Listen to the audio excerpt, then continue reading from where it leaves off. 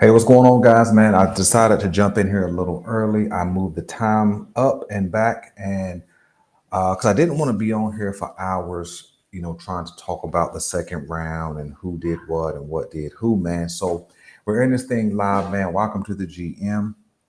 Jumping in here at the midway point, actually three-fourths away through the second round, and there's still a lot of meat on the bone for the Baltimore Ravens to consider who we should be picking.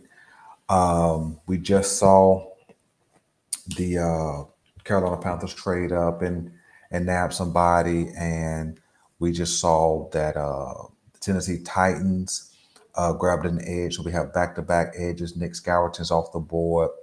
I can't pronounce the Tennessee Titans player who they just picked. He's an edge, but I think we're getting ready to have a little bit of a run on edge, or we're going to see a run on edge, and then it's going to flip, and you're going to see a run on the cornerback position. I think up until this point, we've only seen in the entire draft, I think three cornerbacks ago. I think that was Jade Barron into the first round. Of course, Travis Hunter, top of the first round, of course. And then I think Will Johnson. I think those are the only corners. No. Harrison went to the Buffalo Bills. So we have four corners off the board over the course of 50 plus picks. And so we're either getting ready to see another edge rush go, or we're getting ready to see a run on the cornerback position. I think the second round have a little bit of a mix between offensive linemen. You've seen a wide receiver or two come off the board. You've seen oh man, I forgot about the safety position. There may be a run on safety. The only safety I think we've seen come off the board over the last little bit is Nick Imawari, and so and I think he's the only second safety, I believe. He's one. He's yeah. Him and Malachi Starks, the Baltimore Ravens pick, of course. They're the only safety that have come off the board. Let me see if I can add a little bit of background music. See if we can create a little bit of a vibe. I hate that word. Everybody uses that word, but let's see if we can add a little bit of background music. If we can do it without any kind of disturbance or any type of breakup. Let's see if we can get this thing going right here. A little bit of a background. Okay. You can turn it down just a little bit. Turn down a little bit more. And come on, turn down. So let me see who on the board right now. Let me see who just got selected. Let's just jump in here. So the Tampa Bay Buccaneers, okay, to Benjamin Morris. So I told you I thought we would see some corners come. The Green Bay Packers is up next. I believe the Green Bay Packers will go corner as well. Part of that reason is because of the uncertain future of Jair Alexander. So expect the Green Bay Packers to take a corner in this. Matter of fact, with this next pick. Let me go up, man, and see. Is the pick in yet? I won't know as fast as you guys who actually got picked because I'm actually using the ESPN app, and so it doesn't come in as quick as you guys get it in real time. But the Green Bay pick is in, so we will know very, very soon if it is a cornerback. Let's see here. We're going to work on our prediction skills tonight. That's what we're going to work on. All right, let's go down here. See if we got some update information. A couple of good trades in the second round. Couple of teams moved up to get a guy they had their eye on. I do like that aggression. I really, really do. When a team knows what they want and they go get them. The Houston Texans got my guy, or one of the guys I presented earlier today. They went out and got Arante Ursary. a big bodied tackle, 6'6", 330 that I would love to have seen the Baltimore Ravens get. Even if he's raw, he has a lot of ability. And, we could have used him in Baltimore. Let me do something really quick. Let me get this music turned down just a little bit more. Kind of got a little bit of an old school sound. I kind of appreciate that. Let's see if we can get it down a little bit more. Let's see here. It's gonna turn down, is it? It's gonna tell me what it wants to do.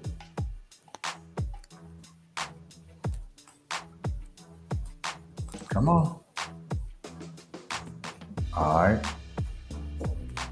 Well, I can make it stop. Let's see. Now I made it stop. Now let's see if I can turn it down. All right, now let's see. It's gonna load a different song. All right. Well, that's as low as it's gonna go for me. Well, we'll have to just vibe out with it then, I guess. All right, let's get back into it. Let's go over here and let's see who the Green Bay Packers picked. Oh no, they did not take a corner. Surprise, surprise. I don't even know much about the person that they took. But nevertheless, that leaves some more meat on the bone for the Baltimore Ravens, which means as we draw close, we are how many picks away from our pick? We are what? Let's see, the Chargers pick, the Chicago. Nope, no. The Chargers are gonna pick. Oh, we're quite a bit away, aren't we? So we got the Chargers, the Bears. Looks like the Broncos. Looks like the Raiders, and then the Ravens. So we're about 5 picks away, basically. A lot of good talent left, but man, that talent can go off the board quick. Some guys, man, I'm super interested in for the Baltimore Ravens is gonna be a guy like a Darius Alexander, who's still on the board, unless I miss him getting picked. A guy like a Mike Green still on the board. He, even though he has some off-field stuff, I think he could be a good value for the Baltimore Ravens at pick 59. A guy who can come into a good, strong culture. If John Harbaugh isn't nothing else, he could be a good mentor, good motivator for him or whatever. And so I think Mike Green could work. I think he could work in Baltimore. He's super, super talented, and sometimes off the field issues just overshadow a player's ability. Now, and that doesn't mean we overlook that, right? Because there's always a lot of what we're seeing. There's a lot of a lot of a lot of I don't want to say domestic violence. I understand the nature of that term. Domestic dispute issues happening, and I don't know if that's Mike Green's. I don't know.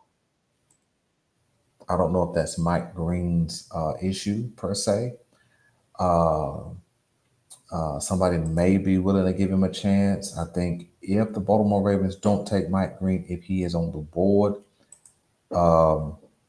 in the third round, excuse me, in the second round with pick 59, then he's off their board altogether. That's what I am projecting. I don't think that they would take him at all if they don't take him that late.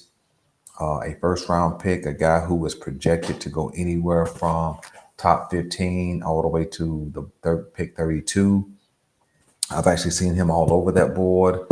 But if the Baltimore Ravens choose not to take him at 59, and if he is available, then he is off their board altogether. That is almost a certainty.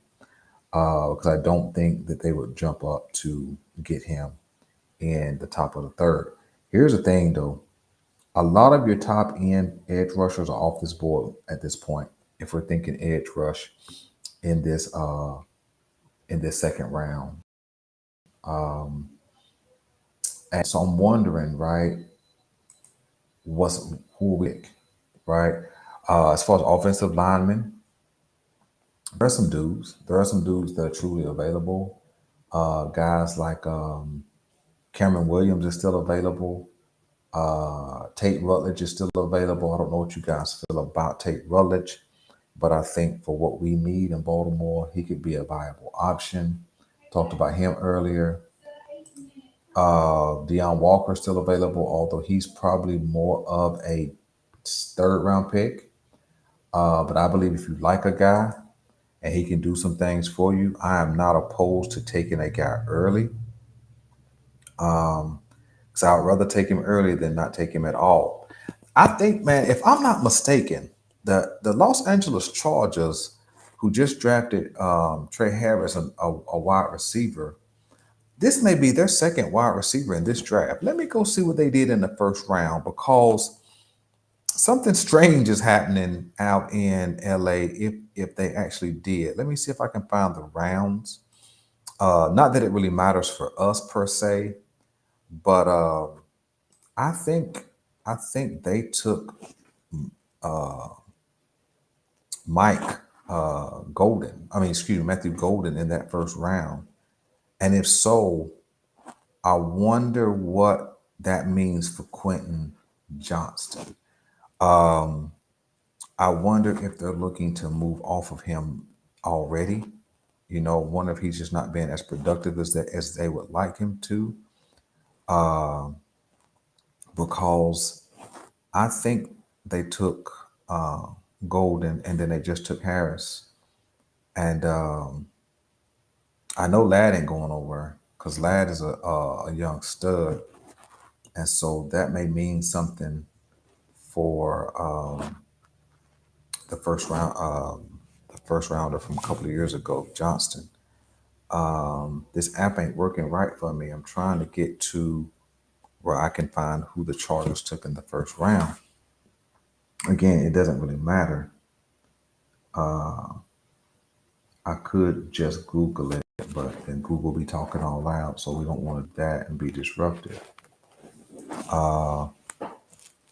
But let me close down the chat so I got more screen room. I'll reopen it in a little bit just to see if anybody's in here. But right now, nobody's in the chat, and that's cool. Let's see here. Get this thing closed. I'm waiting to see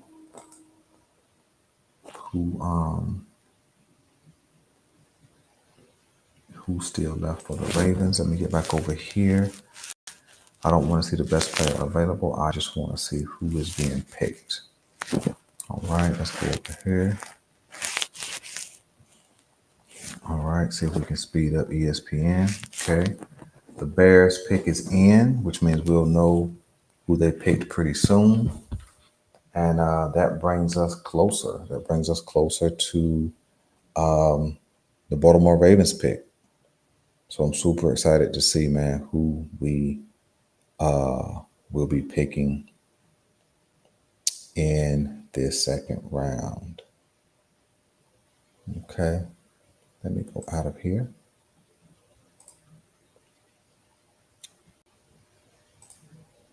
Okay. Now let's go down here. Waiting on the Chicago Bears.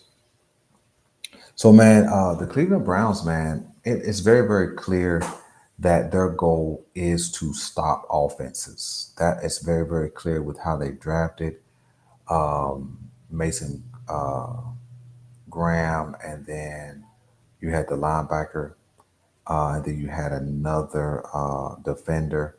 So Cleveland, man, is loading up on the defense. They added Judkins, so it looks like they want to play hard-nosed defense and run the ball. Sounds like a copy and paste from the Baltimore Ravens. Sounds like a copy and paste from the Pittsburgh Steelers. Same thing with the Bengals, man. The Bengals are loading up on defensive players as well. They took their second defender, a linebacker, a couple of picks back. And so it's just looking like everybody in the AFC North is trying to build a top end defense. And that's to be respected. They understand what we bring to the table when it comes to uh, running the ball, right? And so when you see what they're not building safety, a safety room. They're not building a cornerback room. In fact, what they're building is a defensive front seven. When you look at the Browns, the Bengals, even the Pittsburgh Steelers, they're building defenses to stop the Ravens. And we'll have a deeper conversation about this after the draft, probably Monday or Tuesday, because I think it's going to be important that we identify what teams are actually trying to do. So again, still good meat on the bone. Um, the Bears take Ozzy. Uh, I'm not really sure what the Bears' real ambition is. I'm not sure what they're building. I'm not knocking their picks. Just not sure. The Detroit Lions are on the clock. Um, I believe that the Detroit Lions either go offensive line or they're going to go uh, wide receiver. I know they got St. Brown. I know they have Jameson Williamson. I think that's how you pronounce his name. I may have it, or Jameson Williams. However, you guys know what I'm talking about, and he put up a cryptic tweet. Some type of tweet that he got a little bit of buzz for. Um, and that always happens this time of year when it's time for a contract, when it's time for money to be doled out, and we understand what that looks like based on the explosion of wide receiver contracts. So he's going to be looking for a payday, and I don't blame him. You know what I'm saying? I want everybody to get their money, and if Detroit don't pay him, somebody will.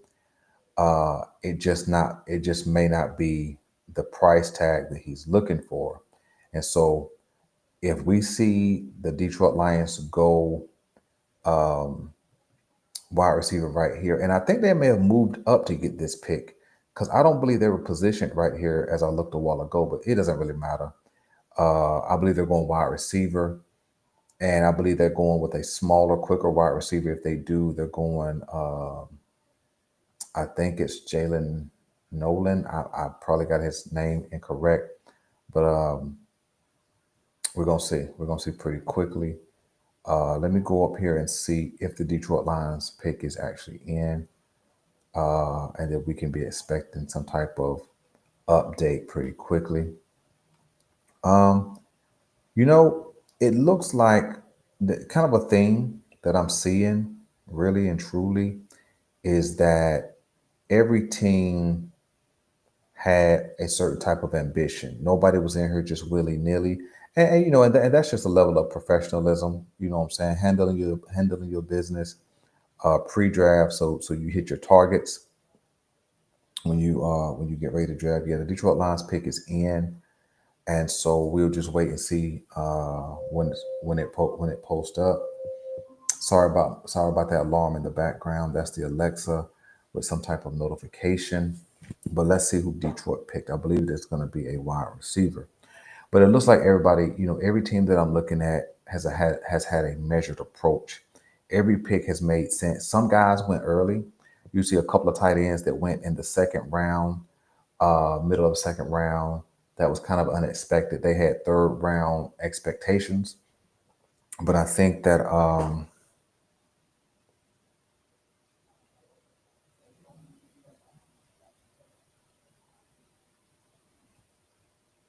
selection is made. Okay, show us who the selection is for Detroit. But it looks like you know uh, this thing has been strategically done. When you look at the Browns, I think the Browns trade down was kind of willy nilly in some aspects. I don't think they expected to trade down, but they would definitely listen. If somebody came knocking and the Jacksonville Jaguars gave an offer, they couldn't refuse. And shoot, why not? If you got picks, man, why sit around and hold them just because you got picks? Um, Again, that's what's the frustrating part with me and the Baltimore Ravens. I just believe if you got picks, use them, right? Go get your guy. Nevertheless, it is what it is. Um, let's see here. The Raiders are on the clock, and we are up next. And Tate Rutledge is who the Detroit Lions took. And, I mentioned there was going to take offensive line and wide receiver. So there's going to be a host of wide receivers available in the third round. I think that may be where we see a run on wide receivers. I guess teams are really just trying to make sure they get all of the juice out of the offensive line room, getting all that squeeze. Raiders are on the clock. Um, they went Ashton Genty. They may go wide receiver. The only notable name at wide receiver I can think of that they have is what's the guy's name that came over from the Patriots a couple of years ago? Um, I can't remember, but anyway, they don't have anybody that just stands out to me. So I think the Raiders could go either wide receiver or they're going to go probably something like they're going wide receiver. That's what I believe the Raiders are going. I don't think it's a question. As I'm thinking about their defense, they just paid Max Crosby. They paid Christian Wilkinson last year. So their defense is getting expensive. Now they could go corner. Let me say that they're going wide receiver or corner. That's almost a guarantee based on what they've been building. And it looks like the Ravens didn't make a trade up or down at this point. Somebody may come. Somebody may come and get the Ravens pick, but not yet. The Ravens look like they're on the clock. And so, man, a lot of guys, Jack Beck is who the Raiders took. Don't know much about him.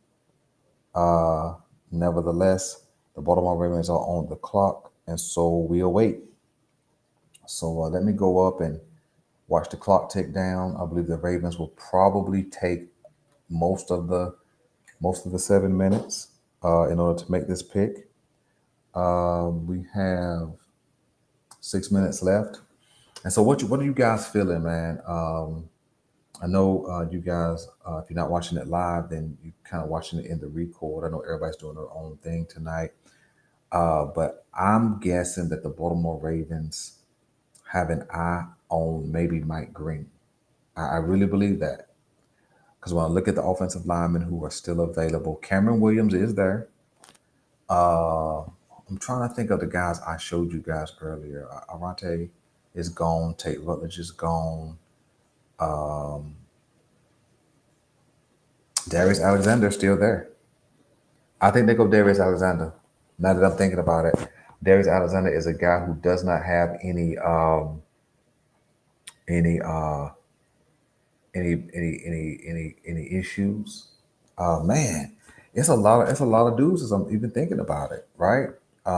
It's a lot of dudes that the Ravens could go with. Right here, you got Alexander, you got Mike Green, you got who else?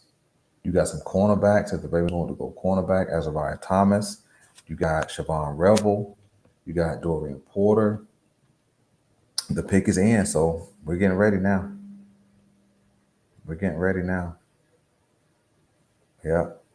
Let me just go down here and look for the posting because it's going to be what it's going to be. And this will let us know who the Baltimore Ravens will pick or what position they're going to be targeting in that third round. Let me get all the way down here.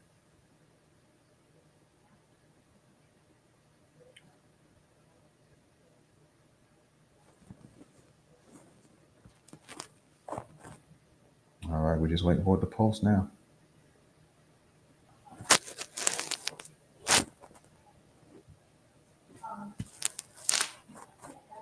That's just okay. Still waiting. It'll probably be about another minute, and we'll know. And after this pick is in, I give you my commentary. Then what we'll do is we'll shut down this live, and then I'll go and do my recording for this particular draft pick. I'll just go ahead and do that immediately. Let's see. Come on, ESPN, post it. Okay, selections made.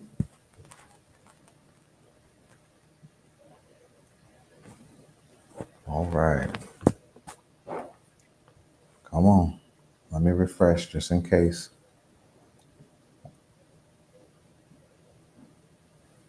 I thought sure we would have seen more action from the Baltimore Ravens, but we've kind of kept a steady hand. But this pick will absolutely kind of lean into what kind of position we're going to take. I believe it's going to be a defender. There's so many good defenders still left, although we need offensive line help. I think it's going to be a defender. But we're going to find out. We're fin to find out.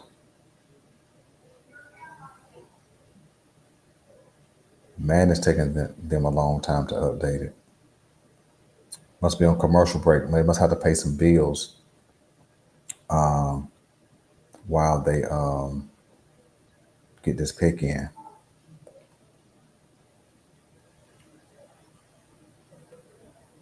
Probably some type of medication commercial trying to offer people some type of medication to make them feel better. But I wonder what's going to make the Baltimore Ravens fan base feel better. I know a lot of people was upset about the Malachi Starks pick, but like I said earlier today in the short live, we're better today after the pick than before the pick. And we're going to see, are we even better after this pick comes in?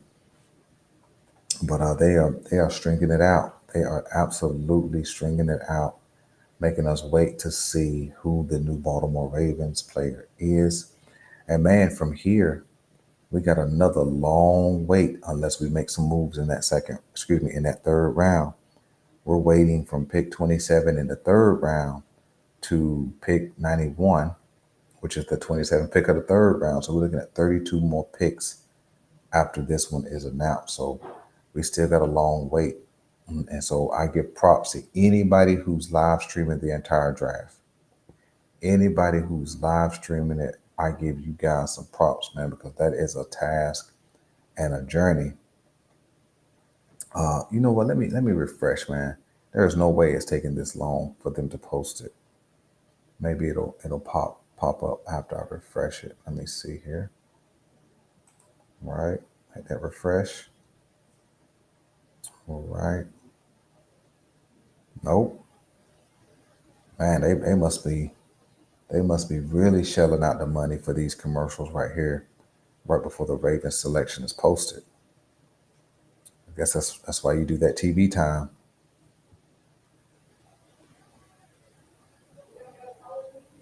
Man, we waiting so long. It seemed like the next pick should be in. I mean, for real. We've been waiting about 7 minutes since they said the pick was in. Let me go up and see if I can see what it's saying up top. Maybe that'll let me know when to expect it. Okay, Baltimore Ravens says still on the clock. So the pick is in. I'm just gonna wait up here at the top till it tells me the selection is made. And then that'll kind of create some type of time frame for when we should know who we have in Baltimore. As it's taking this long, did somebody offer us a trade for our pick? You know what I'm saying? Did we make a pick for another team and they doing some business? I mean, I just wonder, man, what is happening? We're knocking on 7 minutes of actual clock time, and then we're working on another about 9 minutes now of time between when the clock ended, when it 7 minutes ticked off the draft clock, and at this point, so it seems to be taking a long time for this to come through. I'm gonna refresh again, just in case my internet went down or anything crazy happened. Let me, as a matter of fact, let me check my internet just to make sure. Now everything looks copacetic over there. Ravens on the clock. Oh my goodness. Maybe something's being worked out behind the scenes. Maybe somebody's doing a deal with the Ravens. That's the only thing I can think of, man. We're on about 17 to 18 real live minutes between the clock and this wait. I guess they know Ravens fans are in anticipation, and so we just waiting with bated breath to see. Man, they got to come with it. I got to go get my liver mush out of the oven. My wife didn't bring me pizza, so liver mush is the next best option. Now I know for you guys up north, you guys can't get liver mush up there. All right, now it says selection is made. Now let's drop down to the bottom so we can make our formal announcement. But yeah, you guys don't know about, you guys may have had liver mush, but but uh but shoot, let's see. So James. Wow.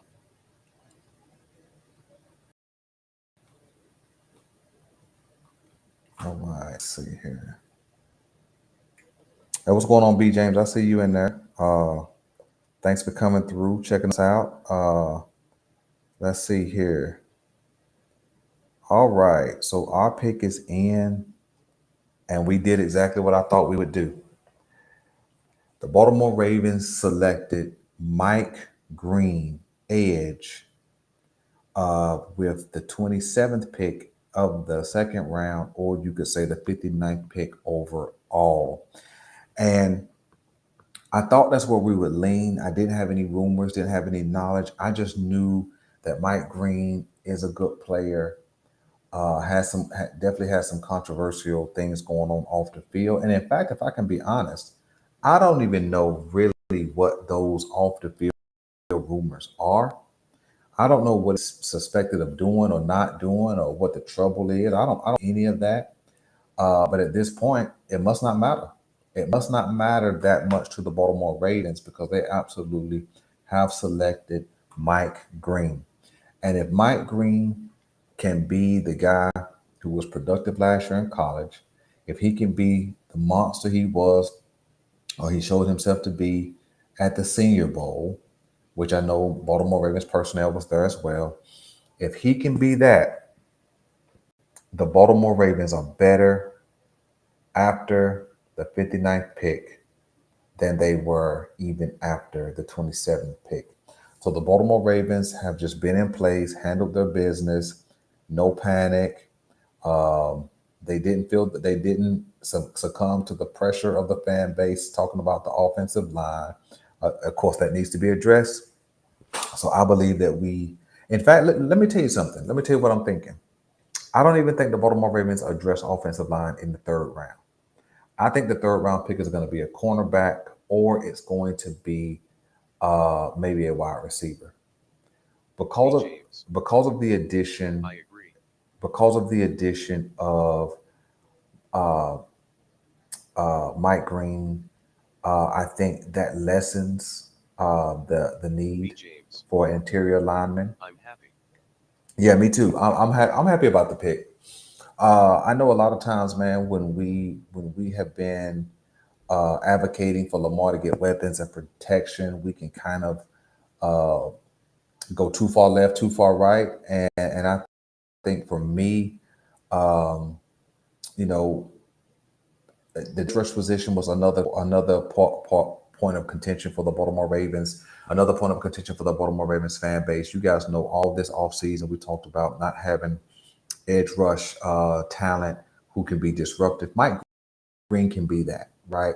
Now, let me call him a project right now. Let me do that. I'm not saying he's going to come in and change life immediately for the Baltimore Ravens. I'm not saying he's coming in and year one getting 10 sacks. I'm not saying any of that. But I think that if he can handle his off-field stuff, right? And what I'll tell you is this: the off-field issues must not be as severe as speculated. Why? Because the Baltimore Ravens took him. JB. They would have Mike Green, certainly yes. they would have certainly done their homework on Mike Green. They would have investigated who was investigating. They would have talked to all of the witnesses, talked to coaches, talked to high school personnel. They would have talked to everybody because if his off-field issues was as severe as what has been speculated. And again, when I say speculation, I haven't heard one rumor that was specific. I just heard people say there is some off-field stuff with him. Nevertheless, uh, if in order for the Baltimore Ravens to take him, there must have been some things that were checked out. I think that again, the Baltimore Ravens are better right now than even after the first round pick. And the reason why I say it that way is because sometimes you can take a first round pick and you can definitely be better. And sometimes you can take a pick, second round, third round, and you may not be better. You may just have another warm body. But this guy has talent. We're gonna get to work on our video. I may put it out tonight, the Mike Green video, just like I did with the Malachi Starks video. But it's definitely gonna be out first thing in the morning, and then we're gonna be live first thing in the morning, probably about 8:30. We're going to be breaking it down so you guys will get two pieces of content from me. You'll get the Mike Green content. You'll get whoever gets selected in the third round. You get content on them, and then you will get also the live where we'll talk about everything from day 1 and 2. So listen, man, I'm Miguel Boulanger. I'm gonna get up out of here. I've been on here for about 30, 45 minutes. Uh, Go flock uh, and Ravens stand up. I'm out.